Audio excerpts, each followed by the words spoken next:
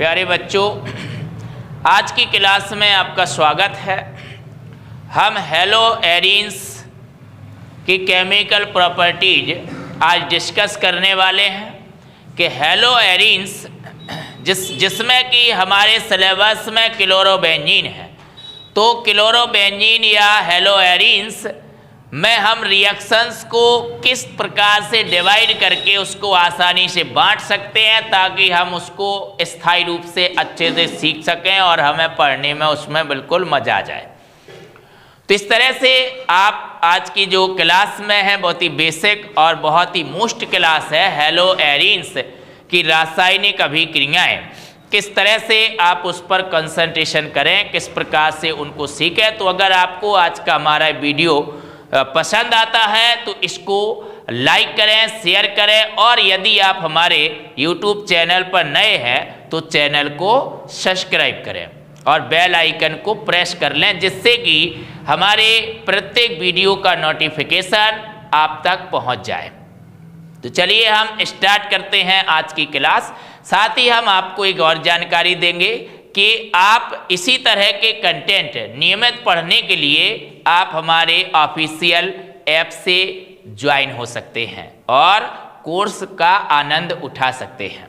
तो चलिए हम स्टार्ट करते हैं हेलो एरीन्स की केमिकल प्रॉपर्टीज। तो भैया chemical properties of hello arenes, chemical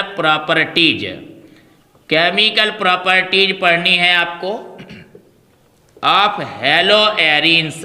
hello arenes मतलब हेलो एरीन की रासायनिक गुण, हेलो एरीन्स के रासायनिक गुण आपको पढ़ने हैं। तो इसको हमने जो है 3 भागों में हम इन रिएक्शंस को बांट सकते हैं 3 प्रकार से। चूंकि उसका रीजन है 3 प्रकार से। देखिए, बेंजीन रिंग की अभिक्रियाएं, और जो बेंजीन रिंग पर प्रतिस्थापन होता है वो इलेक्ट्रोफिलिक होता है, इलेक्ट्रॉन स्नेही होता है। क्यों होता है ऐसा? क्योंकि बेंजीन रिंग पर उच्च इलेक्ट्रॉन घनत्व होता है। जो बेंजीन की ये रिंग होती है, एकांतर क्रम में इसमें डबल बॉन्ड है, पाई इलेक्ट्रॉन्स पाई बॉन्ड है, ठीक है। तो यहाँ पर भैया हाई इलेक्ट्रॉन डेंसिटी होती है, हाई इलेक्ट्रॉन डेंसिटी। और जब हाई इलेक्ट्रॉन डेंसिटी होती है तो यहाँ पर इलेक्ट्रोफाइल का आक्रमण हो जाता है, इलेक्ट्रोफाइल का आक्रमण होता है, इलेक्ट्रॉन स्नेही का आक्रमण होता है। इलेक्ट्रोफाइल या इलेक्ट्रोफिलिक रीजेंट का यहाँ पर आक्रमण हो जाता है, आराम से इलेक्ट्रोफाइल का यहाँ पर आक्रमण हो जाता है। इसलिए बेंजीन रिंग पर जितने भी प्रतिस्थापन होते हैं, ये आपकी बेंजीन है, तो बेंजीन रिंग पर जितने भी प्रतिस्थापन होते हैं वो इलेक्ट्रोफिलिक सब्स्टिट्यूशंस कहलाते हैं। तो आप सबसे पहले इसका जो पहला टाइप है वो है भैया इलेक्ट्रोफिलिक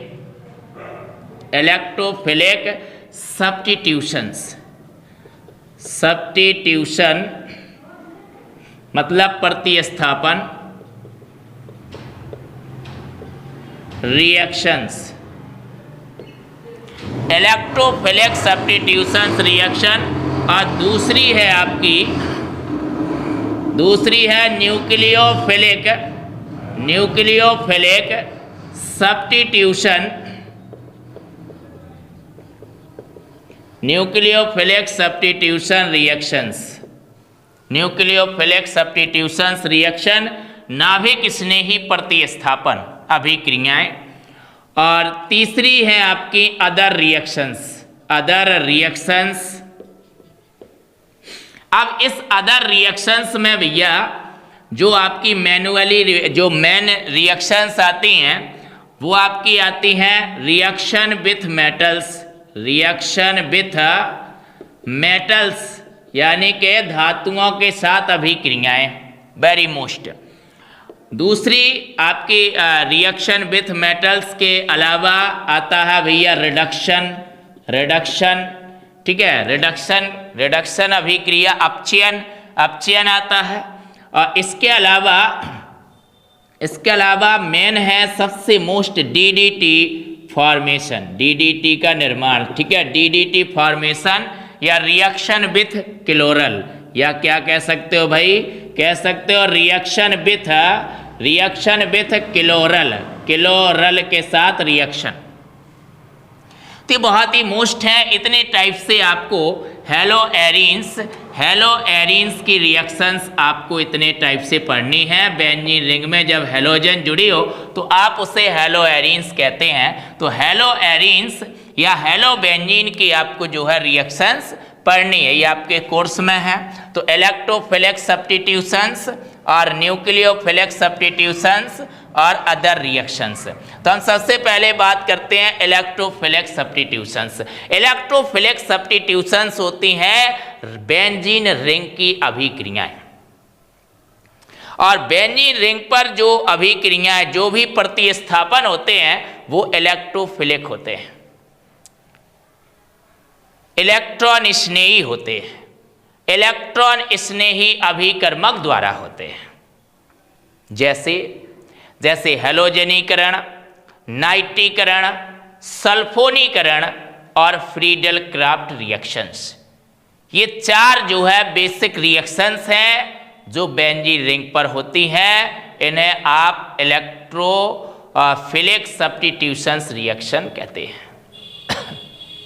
अब ऐसा क्यों होता है? यहाँ से एक बहुत ही अच्छा एक क्वेश्चन बना हुआ है कि जो हेलोबेंजीन है, हेलोबेंजीन जैसे क्लोरोबेंजीन, तो यहाँ पर हेलोजन जुड़ी हुई है और हेलोजन भैया -I प्रभाव दर्शाती। हेलोबेंजीन में हेलोजन इलेक्ट्रॉन अपनयक समूह है, फिर भी यह ऑर्थो और पैरा निर्देशक है। क्यों? फिर भी जब हम इसमें बेंजीन रिंग की क्रियाएं कराते हैं तो ऑर्थो और पैरा प्रतिस्थापी बनते हैं, ऑर्थो और पैरा पर प्रतिस्थापन होता है, जबकि ऐसा होना नहीं चाहिए। जब हेलोजन इलेक्ट्रॉन को अपनी ओर खींच रहा है तो बेंजीन रिंग पर इलेक्ट्रॉन डेंसिटी लो हो जानी चाहिए, लोवेस्ट हो जानी चाहिए, और वहाँ पर रिंग पर जो है इलेक्ट्रोफिलिक सब्स्टिट्यूशंस नहीं होना चाहिए, लेकिन फिर भी ऑर्थो पैरा सब्स्टिट्यूशंस होता है। तो ऐसा क्यों होता है, वही बात हमें जाननी है। ऐसा होता है +R प्रभाव या +M यानी रेजोनेंस या मीसोमेरिक इफेक्ट के कारण ऐसा होता है। रेजोनेंस या मीसोमेरिक इफेक्ट, ये बहुत ही महत्वपूर्ण बात है जो आज आपको जाननी है, बहुत ही महत्वपूर्ण बात है भाई। तो इस तरह से मान लीजिए यहाँ पर ये क्लोरीन जुड़ी है और ये आप एकांतर क्रम में डबल बॉन्ड है, राइट। अब चूंकि क्लोरीन के पास इस तरीके से आपके ये लॉन पेयर है, ठीक है, ये क्लोरोबेंजीन है, आई मीन हेलोबेंजीन, ठीक। अब ये जो है -I प्रभाव दर्शाता है, हेलोजन -I प्रभाव दर्शाता है, इलेक्ट्रॉन को अपनी ओर आकर्षित करता है। तो बेंजीन रिंग पर इलेक्ट्रोफिलिक सब्स्टिट्यूशंस रिएक्शंस नहीं होनी चाहिए, लेकिन फिर भी ऑर्थो और पैरा पर सब्स्टिट्यूशन होता है, और वो भी इलेक्ट्रोफिलिक सब्स्टिट्यूशंस होता है, और चारों की चारों बेसिक रिएक्शंस प्रमाण है इसके हो जाती हैं। तो ऐसा क्यों होता है? क्योंकि यहाँ पर -I के साथ साथ +R प्रभाव लग रहा है, रेजोनेंस इफेक्ट या मीसोमेरिक इफेक्ट लग रहा है। इस वजह से ये जो है ऑर्थो और पैरा पर इलेक्ट्रॉन घनत्व तो क्या हो जाता है भाई, बढ़ जाता है। तो यहाँ पर हेलोजन द्वारा -I इफेक्ट लग रहा है, -I इफेक्ट, और यहाँ पर भैया +R या +M इफेक्ट भी लग रहा है इसी हेलोजन द्वारा। तो जो +R और +M इफेक्ट होते हैं, वो जितने भी IM इफेक्ट हैं, इनमें जो है जो R या M इफेक्ट होता है वो क्या होते हैं, पताश्री होते हैं। जब ये R इफेक्ट लग जाता है तो बाकी सारे इफेक्ट क्या हो जाते हैं भाई, फीके पड़ जाते हैं। तो इसका प्रभाव जो -I का प्रभाव है ये निरस्त हो जाएगा, फीका पड़ जाएगा। R इफेक्ट यहाँ पर बोल्ड रहेगा, प्रबल रहेगा, समझ रहे बात को। तो यहाँ से इस तरह से रेजोनेंस इफेक्ट आपको दिखाना है। तो ये इलेक्ट्रॉन इस तरह से यहाँ पर गति करेंगे, ऑर्थो पोजीशन पर पहुँचेंगे। तो ये रेजोनेंस का तीर लगाएंगे आप, और यहाँ पर आप रेजोनेंस दिखाएंगे। तो इस तरह से हैलोबेंजीन 5 रेजोनेंशियल मतलब कैनोनिकल स्ट्रक्चर्स दर्शाती है, अनुनादी संरचना या कैनोनिकल संरचनाएं दर्शाती है। तो यहाँ पर डबल बॉन्ड आ जाएगा, आंशिक रूप से यहाँ पर डबल बॉन्ड आ जाएगा और क्लोरीन पर क्या आ जाएगा भाई, प्लस आ जाएगा। और ये दोनों इलेक्ट्रॉन ऑर्थो पर पहुँच गए हैं तो ऑर्थो पर माइनस आ जाएगा। ये दोनों बॉन्ड आपके क्या है भाई, सुरक्षित हैं, राइट। ये आपकी संरचना फर्स्ट है और ये आपकी संरचना सेकंड हो गई।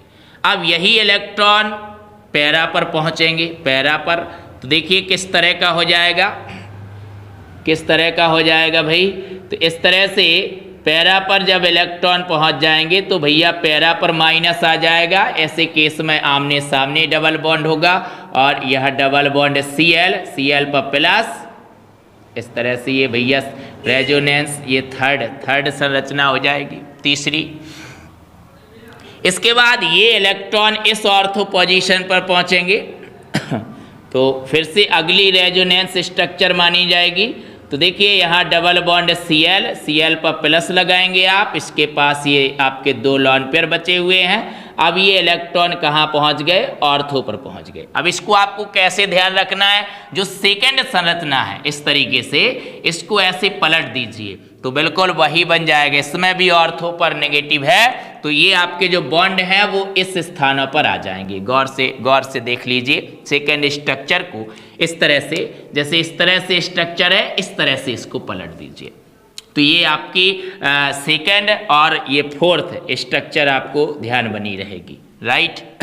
इसके बाद ये इलेक्ट्रॉन इन्होंने घूम लिया भाई, अपने घर जाएंगे ज्यों के त्यों, है ना। तो ये ज्यों के त्यों इलेक्ट्रॉन क्लोरीन पर क्या हो जाते हैं, पहुंच जाते हैं। जब ये ज्यों के त्यों इलेक्ट्रॉन क्लोरीन पर पहुंच जाएंगे तो जो क्लोरीन पर प्लस है वो समाप्त हो जाएगा और क्लोरीन के पूरे 3 लॉन पेयर आ जाएंगे, ठीक है। और ये आपका बॉन्ड यहाँ पर जो है फॉर्म्ड हो जाएगा, बन जाएगा यहाँ पर बॉन्ड। तो इस तरह से अब आप ये 5वीं स्ट्रक्चर, तो देखिए पहली और 5वीं में आप कंपैरिजन कर सकते हो, लगभग एक सी दिख रही है आपको लेकिन एक सी नहीं है। पहली संरचना में इस सिरे से डबल बॉन्ड आपका लगा है और दूसरे में आपने यहाँ से डबल बॉन्ड स्टार्ट किया है एकांतर क्रम में, राइट। तो इस प्रकार से अब आप यहाँ पर अनुनाद संकर को दर्शा सकते हो, है ना, जिनमें पांचों अनुनादी संरचना है। चूंकि आपने अनुनाद पढ़ा था कि जब किसी अणु या आयन की 2 या 2 से अधिक लुईस संरचनाएं बनाई जा सकें तो उन संरचनाओं को अनुनादी संरचनाएं या कैनोनिकल संरचनाएं कहते हैं और उनका कोई अस्तित्व नहीं होता है, वो केवल अनुनाद संकर में निश्चित योगदान करती हैं। तो अब आप यहाँ पर अनुनाद संकर को रिप्रेजेंट कर सकते हो, राइट। तो ये डबल बॉन्ड आपका कहीं भी आ सकता है और इस तरह से ये Cl, ये इस तरह से आप अनुनाद संकर बना सकते हैं।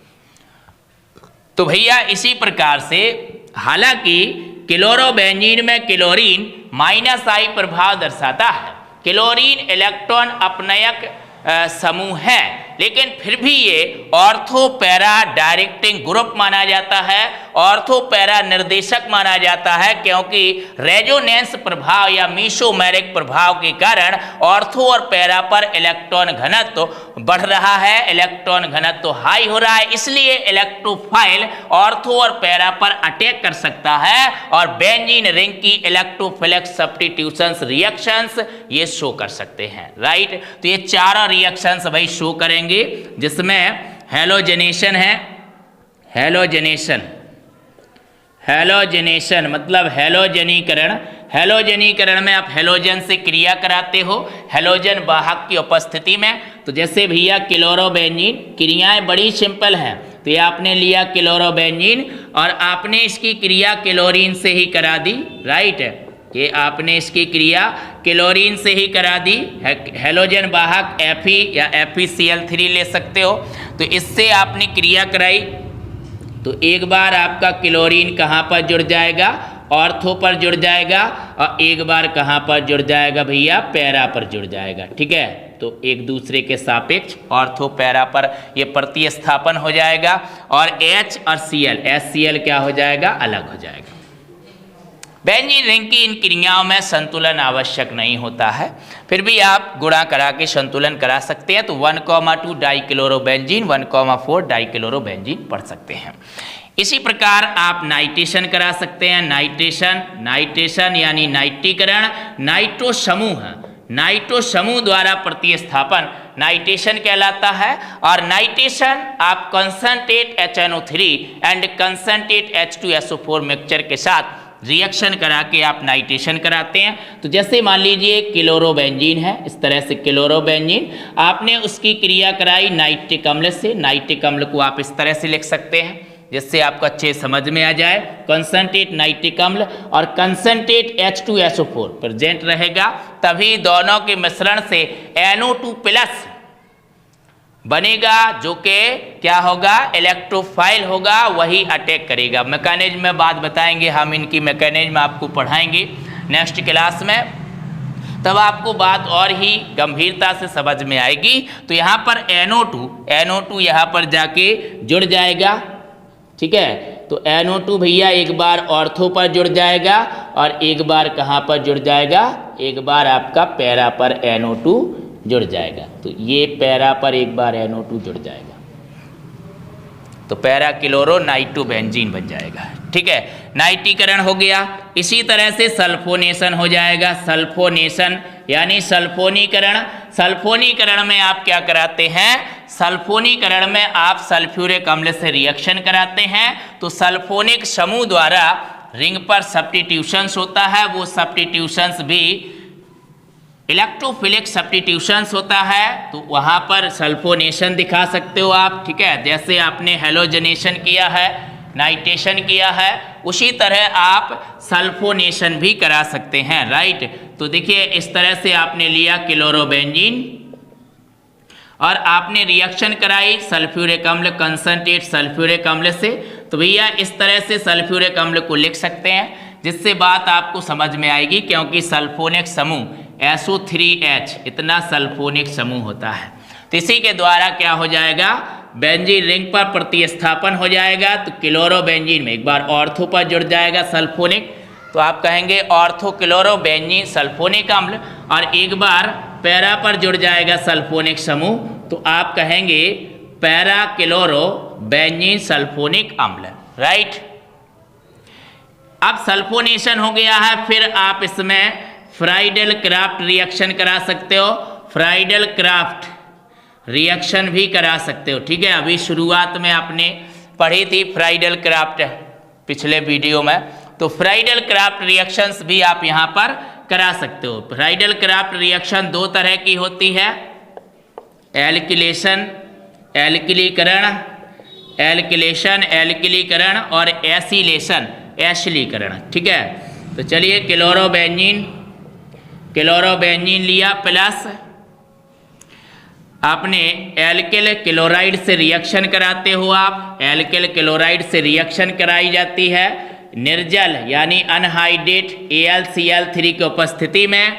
तो क्या होता है भैया, एल्किल समूह द्वारा बेंजीन रिंग पर प्रतिस्थापन होता है। तो एल्किल कहाँ जुड़ जाएगा आपका, ऑर्थो और पैरा पोजीशन पर एल्किल समूह जाके जुड़ जाएगा, ठीक है। और क्या अलग हो जाएगा भैया, HCl अलग हो जाएगा, ठीक है।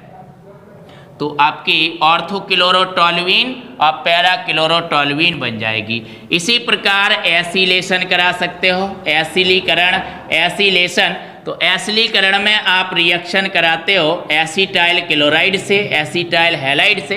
तो क्लोरोबेंजीन की रिएक्शन एसिटाइल क्लोराइड से कराओगे, कंडीशन यही रहेगी अनहाइड्रेट यानी कि निर्जल AlCl3, यही कंडीशन रहेगी। तो एसिटाइल ग्रुप जुड़ जाएगा, जैसे मिथाइल ग्रुप जुड़ा वैसे ही एसिटाइल ग्रुप द्वारा प्रतिस्थापन हो जाएगा। कहाँ पर भैया, एक बार ऑर्थो पर और एक बार पैरा पर। तो ऑर्थो पैरा दोनों प्रतिस्थापी यहाँ पर आपके बनते हैं। तो ये इस तरह से यहाँ पर पैरा पर भी एसिटाइल ग्रुप जुड़ जाएगा और HCl अलग हो जाएगा, राइट। तो फ्रीडल क्राफ्ट रिएक्शन भी आपकी इलेक्ट्रोफिलिक सब्स्टिट्यूशंस के अंतर्गत आती है। तो halogenation, nitration, sulphonation and Friedel Crafts Friedel Crafts alkylation and acylation, alkyl halide और एसिल हैलाइड के साथ निर्जल AlCl3 की उपस्थिति में रिएक्शन। तो हेलोबेंजीन या क्लोरोबेंजीन इलेक्ट्रोफिलिक सब्स्टिट्यूशंस रिएक्शंस दर्शाती हैं और इसमें वो ऑर्थो पैरा प्रतिस्थापी देती हैं। और ऑर्थो पैरा प्रतिस्थापी क्यों देती हैं? रेजोनेंस इफेक्ट के कारण, राइट। तो देखिए, आप जानते हैं कि इन दिनों पढ़ना कितना महत्वपूर्ण हो गया है, क्योंकि परीक्षा बहुत नज़दीक है। तो अगर आप हमारे चैनल पर नए हैं तो इसे सब्सक्राइब कर लीजिए, क्योंकि परीक्षा से संबंधित ओवरऑल जो है जानकारी हम आपको देने वाले हैं और उसमें आपको जो है किस तरह से मतलब पैटर्न आएगा इस साल का और किस प्रकार से क्वेश्चंस होंगे और हम क्वेश्चन पेपर को कहाँ से स्टार्ट करें, कैसे अटेम्प्ट करें, है ना, ये जानकारी आपको बहुत ही अच्छे ढंग से मिलने वाली है।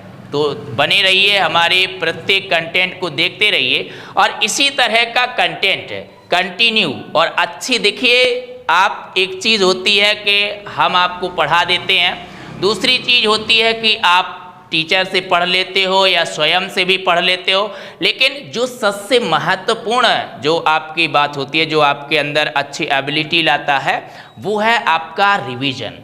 और अगर आप फास्ट ट्रैक रिवीजन करना चाहते हैं, बार बार आप एक वीडियो चला लें और उसको रफ रजिस्टर में लिखते जाएं, रिवाइज करते जाएं, तो जितनी ही बार आप क्लासेस को रिवाइज करेंगे, जितना ही अच्छा आप रिवीजन करेंगे, आपका परफॉर्मेंस एग्ज़ाम में उतना ही बेस्ट होगा, उतना ही अच्छा आपका रिजल्ट आएगा। तो इस तरह का नियमित, उसके लिए आपको नियमित कंटेंट, बेस्ट कंटेंट की आवश्यकता होती है। तो उसके लिए आप इसी डिस्क्रिप्शन में दी हुई हमारे ऑफिशियल एप्लीकेशंस साधना केमिस्ट्री कोचिंग, इसके आप जो है लिंक को क्लिक करके गूगल प्ले स्टोर के माध्यम से आप ऐप को इंस्टॉल करके वहाँ पर कोर्स को ज्वाइन कर सकते हैं। डेमो क्लास देखकर कोर्स को ज्वाइन कर लीजिए। इस समय एग्ज़ाम के टाइम पर हमने उसको बहुत ही सस्ता कर रखा है, आप उसमें भी कूपन कोड अप्लाई करके और सस्ता कर सकते हैं। उसके लिए आप हमारे